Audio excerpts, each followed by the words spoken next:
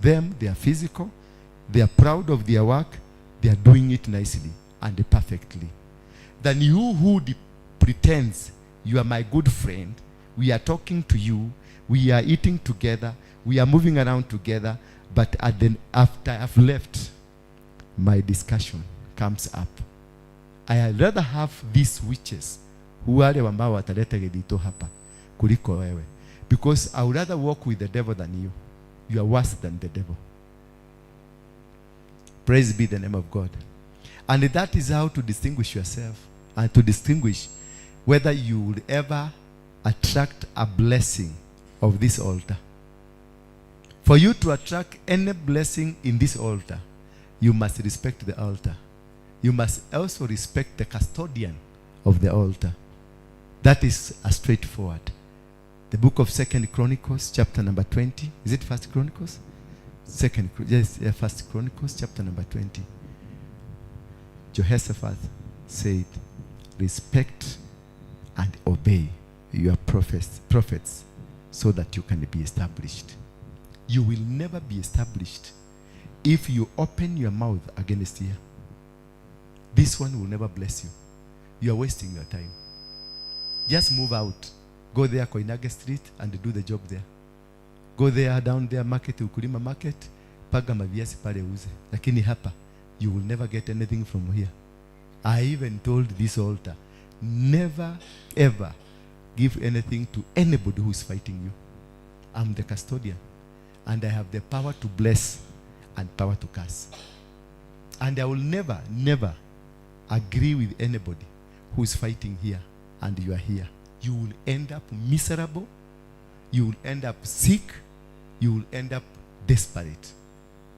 You cannot come and sit here on a seat you've never even purchased so that you find things to go and fight this ministry. The ministry, the altar here, will fight you. And I commission it that now, from now henceforth, whoever stands against here, let him see fire, or he or she, whoever you are. We cannot be able to go on living together when you have snakes around you, and they are moving around you, lying to you that they are cats. It's only that zilikuwa mapaka za msituni, lakini they are ready to reform. Kube they are snakes. The others are carrying eggs. They come, they pretend ni mayai ya kuku, kube ni mayai ya nyoka. This one, I have put to an X from today. Praise be the name of God. And I'm releasing that curse. Whoever will open a mouth against here and you are here, go out there, open your mouth out there against here. But when you are here, I release that curse. At the end, 2nd Chronicles, chapter number 8. At the end of 20 years, in which Solomon had built the house of the Lord and his own house, Solomon rebuilt the cities that Hiram had given to him, and settled the people of Israel in them. He also, read verse 1, please. Give us verse 1. It took Solomon 20 years for a ministry to stand since the day you were anointed, for you to begin the ministry, since the day of anointing. There is a, nipatie hizi za hapa ziinuke juu kidogo na base. For the ministry in you to become operational, you need 15 to 20 years since the day you are anointed. Anointing does not directly become thought to make you a preacher. You are anointed. Anointing is meant to set you apart, not to allow you to preach, not to allow you to start a ministry, not to allow you to do anything. But if you want to start it, you are not stopped. But for you to fully function when you are ordained, it took Moses 15 years. It took David 15 years. It took Nehemiah 15 years. It took Jeremiah 15 years. It is a period of between 15 to 20 years for your ministry to start now giving fruits. The 15 years period, you were taken back, as David was taken back, to go and take care of cows, take care of goats, take care of those things in the bush. But once you are mature enough, because that is the period of your maturity growth, since the day oil was poured on your head, it will take you a period of growth, spiritual growth, so that you can become the vessel for God to use. 15 is the minimum number of years. But you can even go to 60 years. You can go to 50 years. Depending on readiness of you to be used by God. God will never use a vessel that has not been tested. God will never use a vessel that have not grown gradually, spiritually, for the purposes of the calling. God will call you and then he will send you into the bush to go and mature you in the bush in a spiritual matter. Then from there, you will be appointed. When you are appointed, that's the time you become a minister. You become a vessel for use. Not when you are ordained. Ordination is different from appointment. You will be ordained, but again you'll be taken through classes. Then once you are through with the classes, you will be appointed. Then once you are appointed, you are taken through what we normally do when after school. What is we call it? Yeah? Internship for experience. That is where now you will be panel beaten. You will be done many things. That is when you will be groomed. You will be fought. You will be exposed to witches. You will be exposed to conmen. You will be exposed to people who are against you. This is to make you strong and perfect for the purpose and for the reasonings of God. Why will you be delayed? Because you can go beyond 20 years. You can go beyond 30 years. You can go beyond 50 years because of your stubbornness. If you come to the ministry here to backbite people, an extension of time is automatic. If you come here to bewitch people, an extension of time is given to you. You can even go and then you become barren. Yes, you are called. Yes, God anointed you, but you eventually become barren. You will always be telling people, this, I used to attract this crowd. I used to sing this. I used to speak this. I was this. I was this. That will be a song, because at some time you became barren. And that is the end of you.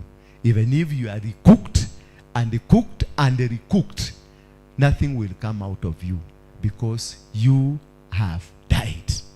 And therefore, when Solomon was told to build, at the end of 20 years, this work he did for 20 years. We are in, since I was ordained, this is now my 20th year.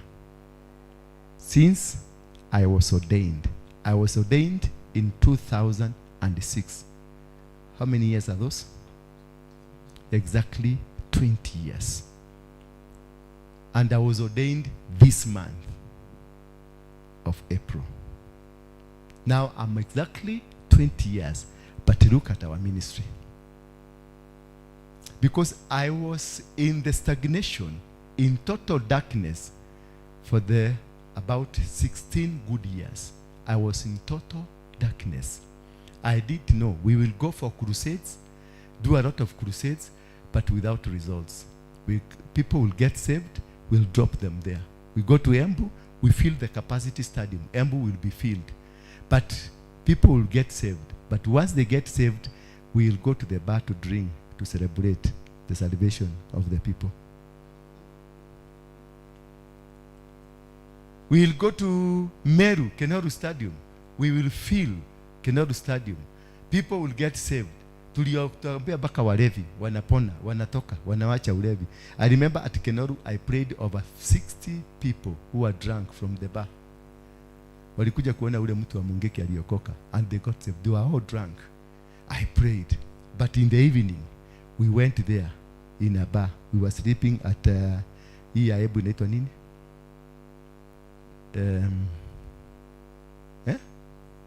Isaac Walton. That is where I was sleeping.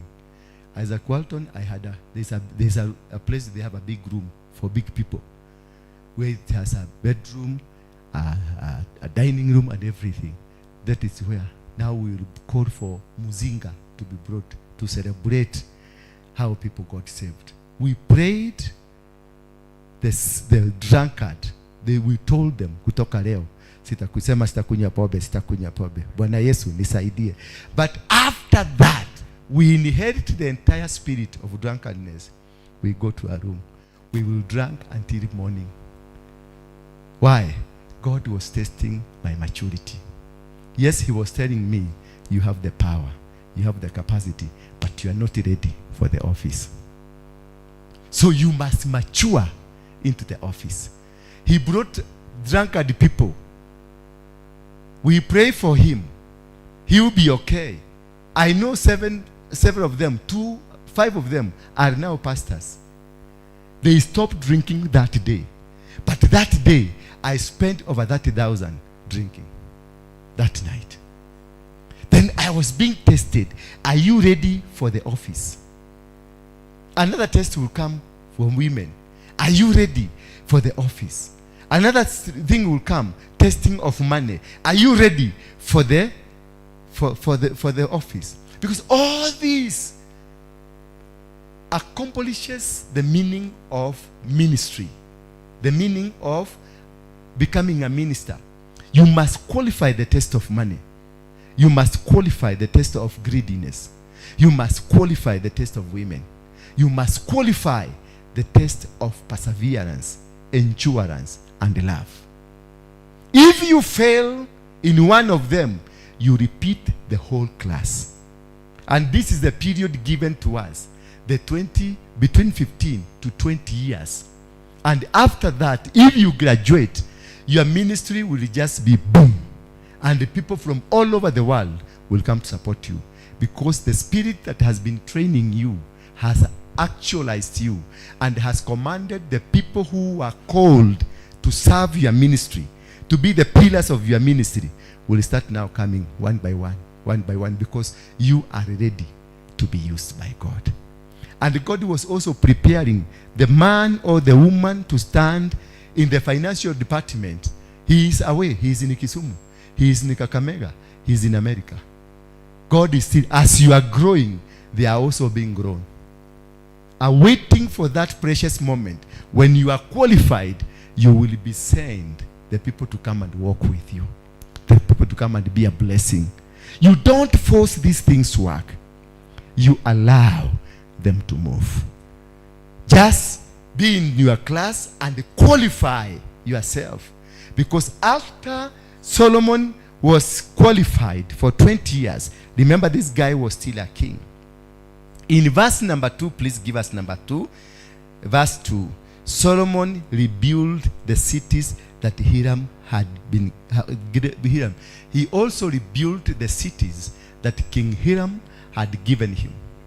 You cannot be able to build a city if you don't have what it means, what it determines, what it is for you to build a city. To build a city, you must have the resources. To build a city, you must have favor. To build a city, you must have the acceptance of God. So he also, after he built the temple and his house, after he built the temple and his house, he qualified now to bring people wealth. Building a city is bringing wealth to people. Now that you have qualified to build a temple, you have qualified to build in your own house, now God gives you another mandate. Build my people. Make my people become rich. Release the blessings to my people. So for you to be given the mandate to release wealth to the people, you must have qualified every test that was tested to you. If you are a backbiter, if you are a rumor monger, if you are somebody who digs holes to others, God can never give an opening of a door in the financial area. He will never open that, because you will be dangerous, because you will be a murderer, because you will segregate, because you will cause chaos, because you will make others look like they are not human beings, and others will look that they are human beings. You will not balance these people, because you don't have love, because you don't have care, because you don't have the capability to move the people of God at the same pace. So God can never give you a power that you can use to destroy others. God can never give you a power that you can use to demean others. God will make you remain stagnated, and you will remain stagnated as much as you are not willing to be used. So he also built the cities that King Hiram had given him, and sent Israelites to go out to settle there. If you don't have the spirit of love amongst the people God has given you, God will never give you a mandate where you can distribute wealth, because you might end up distributing wealth to your family members or your close friends, and the people who really worked in the ministry, because you never liked them, you refuse to give them anything. So God will wait until you have that heart to give others equally, without having a one person that is closer to you or another that is closer to you, without having friends. That is why most of the time I've ever told you, I don't have a friend in this church. You are a friend today because we are doing something together. But after that thing, the next minute, the other one that I will be working with will be my friend. So don't cry if you see me ignoring you, because I don't have that special friend. I don't have that special man. I don't have that special woman closer to me. I have all you as my close people, as my children, as my sons and daughters. So I am obliged to distribute what I have equally to you. And if I find you are not amongst my children, I will not allow you to sit here. I will chase you like a donkey. I will chase you like a dog, a wild dog, because I will not allow my children to go home without food because of that one who is not my son, who is not my child. Let them go where they belong. Let them go where they are supposed to be. Praise be the name of God. And these are the qualities that God is looking into you to see whether you qualify to be given a responsibility, whether you qualify to become a kingdom financier. Let me tell you, if there is anything that requires the huge kind of discipline, is when you are called a kingdom financier. A kingdom financier. You will face poverty, real poverty. You will be reduced to zero, so that you'll be taken to Mukuru kwa Ruben to see how people live, to be taken to Rugaruga to see how people live. You'll be taken to Madare North to see how people live. You'll be taken to Kibera, Lindi, down there, mud houses, so that you see how people of God are living. So when God will give you something to share, you'll be able to share with them, because you know how people live there, how abject poverty is there, how people are suffering. You'll be able to understand. But if you are born in Runda, sustained in Runda, grew in Runda, went to school in Runda, then you are told there are people who are ugly. You will ask how. Watu wanakuaga jana namna gani? Mtu anaweza kukosaje pesa how? Yani you cannot imagine that it's a person here that does not have 100 bob to buy food for the children evening. And the 100 bob, anakuomba 100 bob, anunulia watoto watano chakula. But you keep asking, if my dog, wende kwa fridge ya chakula ya ubwa, it is a food you can sell and buy a car. There are some of your cars here can be bought by the food of dogs in Ruda. Some of your cars here. Yes, I'm telling you. There is a fridge, you find it has 1.5 million stock there. You sell that food, you drive a car. That person, now umwambie ati kuna watu wanakufa njaa. They will ask you how. Yani on earth. Yani kuna watu, where on earth? You tell them there are mud houses in Kibera. They will ask you, what is mud houses? Because they have never seen it. They have never known it. Until you are tested and proven that you can handle the finances of heaven, you will never be accomplished or be completed to receive the check from heaven. You must be tested on humility. You must be tested on groundness. You must be tested on perseverance. How can you be able to persevere a situation? Can you go to your bank and withdraw the entire cash you have, give it to the poor? Can you go to their bank and withdraw everything that you have and take it to Mokuru, to people you don't know? In fact, you are a Mogekoyo, you are giving to Luos. And you know how Kikuyus, they don't like Luos when it comes to politics. But when your car is broken, you take it to a Luo. Then you don't have a Luo. That is a mechanic. But when you come to vote, this is a test. For Kenya to be blessed, you must remove that kekeneke mojaru. Huyu ni Okuyu, huyu ni Mukamba, huyu ni Muluya. For Kenya to achieve the system that can bring peace, bring stability and tranquility, we must be achieved in defeating this disease. If you go to Europe, the richest nation, it is richest nation is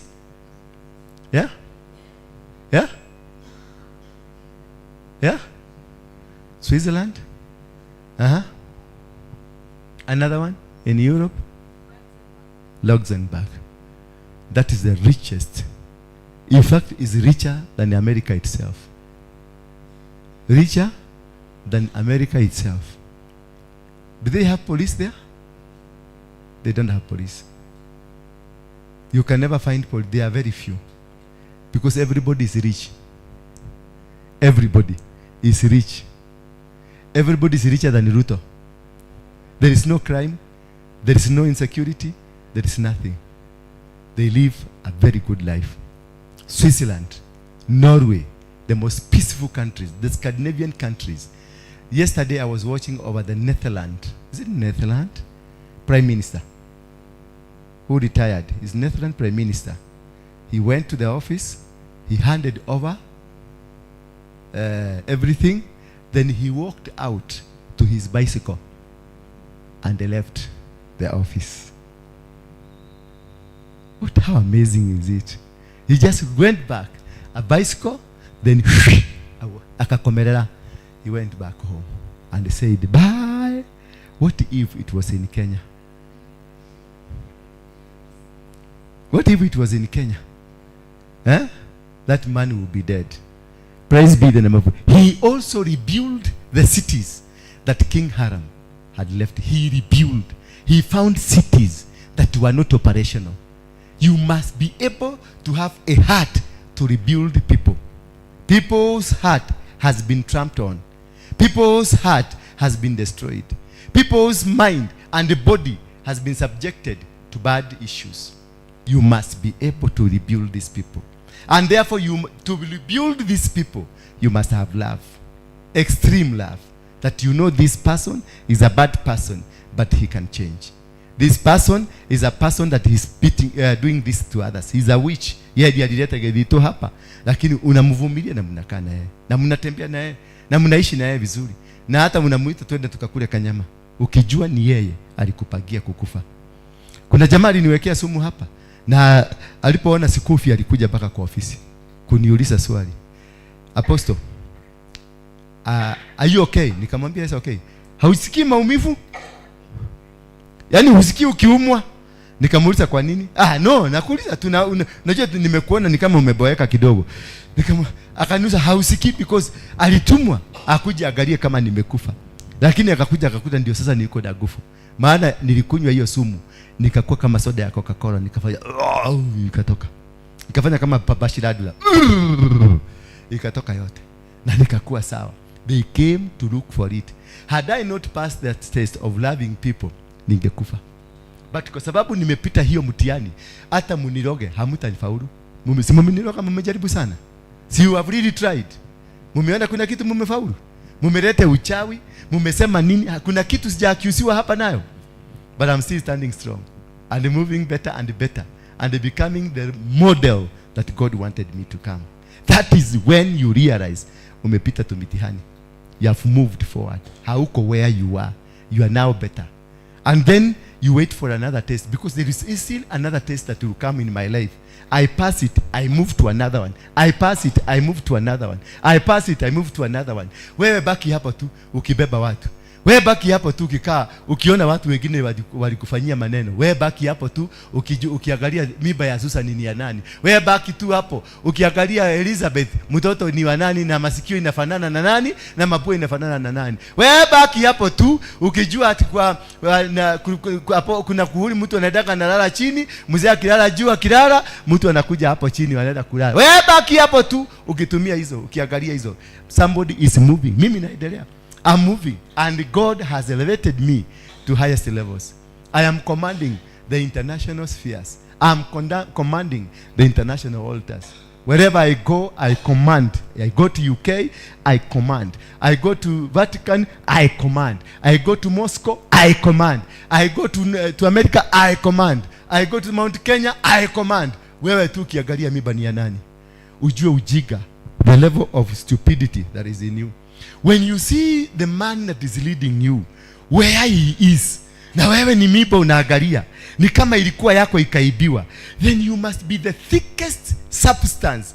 Wewe na busaa ile imekorogwa, ile machicha ya busaa, you are the same. You are one and the same. You are the most stupid and hopeless and the most ganglic human being that is not supposed to exist on earth.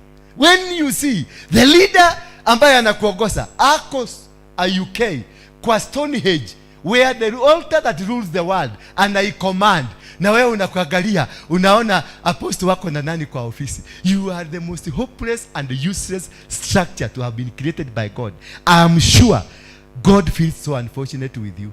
It's only that time yako ile amesema ya kukufa kutoka dunia hii ndiye anaona haijafika, na kama anaweza kuikibisa utakufa mapema. Just watch the person you are following and see how many miles is he from you. Then try as much as possible kukibisana na huyo mtu umukaribie. Otherwise, I'm telling you, can I tell you something? It's in a very few months to come, most of you will be watching me from your TVs. You'll be watching me from your TVs. Most of you. I don't know how you'll be detecting somebody is impregnated or how you'll be doing this. But I hope God will give you that grace to be able to know who is next. The next verse, please.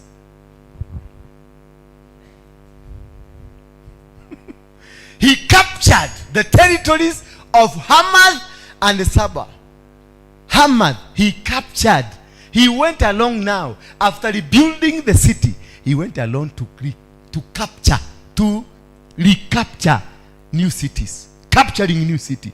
Where hapa unaangalia ni nani yako kwa shimo. When somebody is capturing cities, when somebody is building territories, he's conquering his places. Wewe unafikiria mambo ya nani yako kwa shimo. Edo tengeneza yako igie ukuto kwa shimo. He captured the territory of Hamath and Sobah. Let's move forward. Verse 4. He captured the man that you are following is capturing territories. Watu yani kubarikiwa na barikiwa tu. Wewe hapa ni makamasi tu. And they fortified the city of Polimaria. He fortified. Alienda akakamata mpaka Polimaria akaifanya yake. Wewe hapa tu ni manyengenge tu. And in the desert he rebuilt all the cities in Hamath that were centers for storing supplies. He's looking at the future. How can I do the future? Our people wataishi aje in the future? Bwana Yesu asifiwe sana. How will our people live in future? Wewe no kemilora alutakia goro. This verse 5. Solomon also rebuilt the following cities. Just imagine the following. Not one city. Not one city, but cities. This is after being qualified now after 20 years of being tested, and now he is qualified. And that is what becomes of you. Things will come, blessings will come. They will follow you one after the other one. You'll be fortifying, you'll be building, and you'll be doing marvelous because you have been qualified after being tested. Now tell me, one of you tell me who is ready to rebuild. Upper Beth of Horon and the lower Beth of Horon, fortified cities with gates that could be barred. With gates. He even built the gates. Verse 6. The city of Baalath, all the cities where he stored supplies. Because this man is thinking 10 years to come. If I have the following, where will they keep their food? Where will they keep their waters? Where will they keep their cattle? After you are fortified, qualified, because you've been tested and you have achieved, all doors will open. That you build houses until now, you are building the excesses. If you are ready, and if God has seen your readiness, this is what will happen to you. Praise be the name of God. Hallelujah. This is what is going to happen to you. This is what will happen to you. Ask your neighbor, have you stopped Moshene?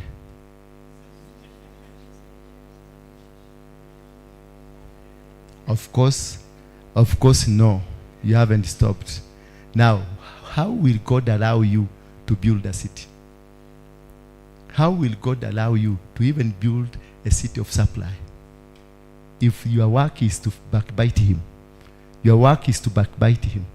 If you cannot allow this woman to stay in peace, if you are looking at the woman because she's dressing well, what is coming in your mind? How will I get her?